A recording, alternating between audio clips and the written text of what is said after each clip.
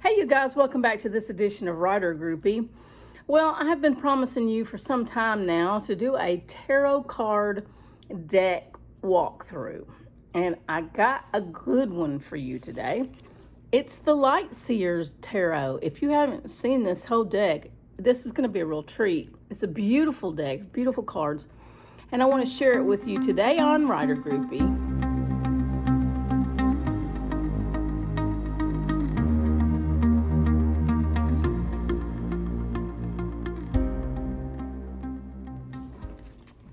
Got to get the cards out of the box. And this is the back of the deck. It's a very distinctive look about this deck. I think you'll like it. Okay, so here we go. Here's the deck.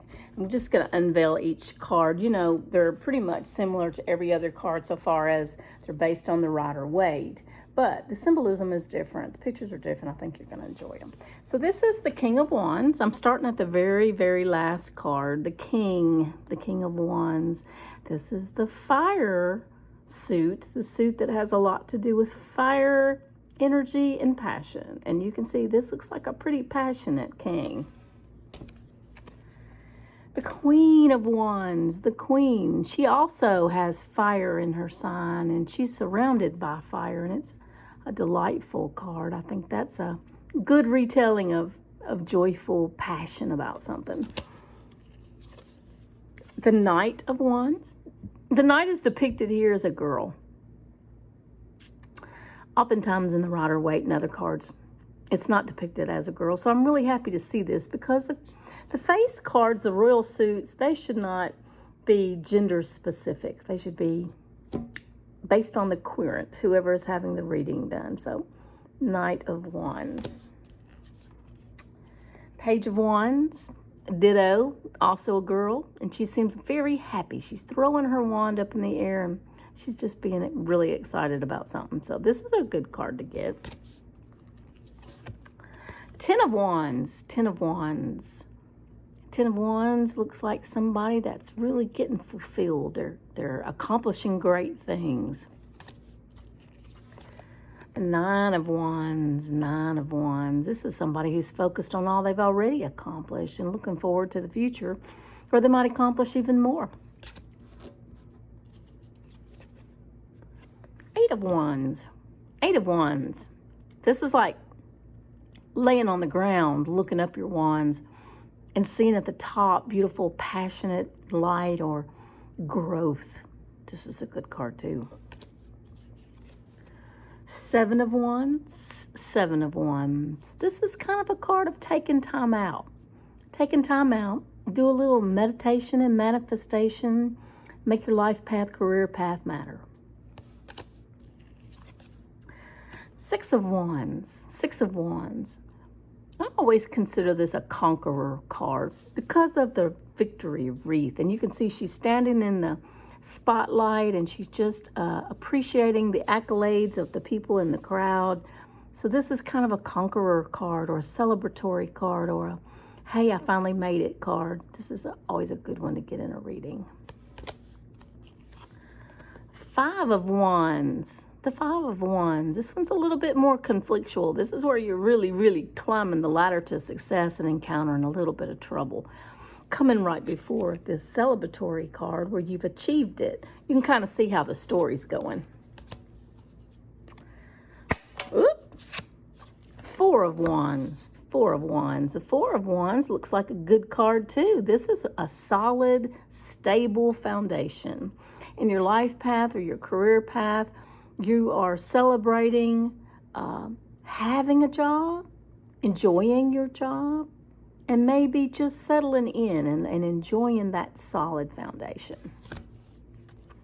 Three of Wands, Three of Wands. This is the characters looking out across the universe and kind of making decisions on where they want to go from here. She's got her surfboard. I guess that's a surfboard. She's got her board, and she's ready to take a plunge. Two of Wands, Two of Wands. This can be a kind of a card where you're making a decision about your life path and your career path. You've got two choices you can take, and Both of them are good.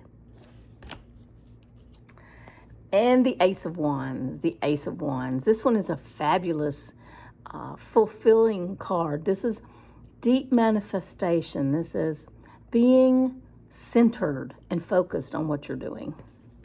I'm going to stop the video here because the Suit of Wands, we've completed it. And you know, this video could get kind of lengthy if I go through all the suits in one go. So let me work on how long this video is becoming, and I may have to do another suit another day. Well, as it turns out, it's not terribly long, so I think I'm just going to continue with the next suit and then assess the length of the video at that time. Here we have the King of Swords. The King of Swords. This is a very stable, I'm working with my words today. This is a very stable king, but he's a bit of an adventurer. He's looking around thinking, you know, I could just sit here for a while and I could just take stock of my placement, or I could go and scale that mountain over there. He has a great mental clarity and he's a good communicator. The Queen of Swords. The Queen of Swords, I usually call her the Ice Queen because she's the kind of person who is supporting this man who's an adventurer. And if you've ever had to support an adventurer, you get my point.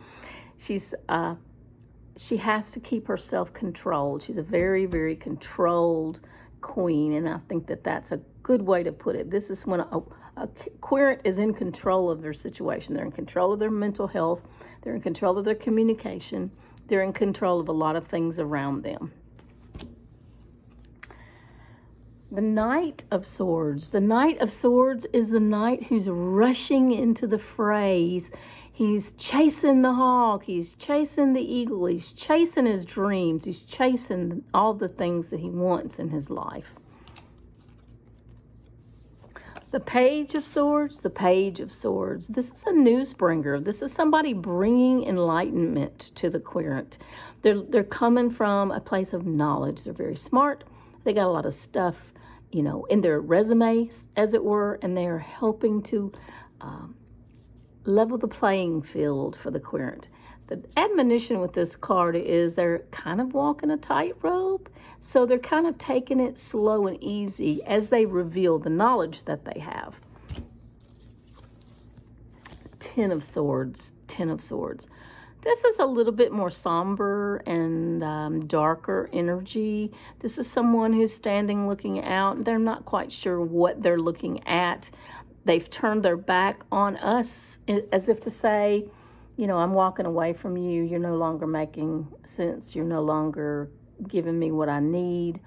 And they're being pursued or visited by a bunch of crows.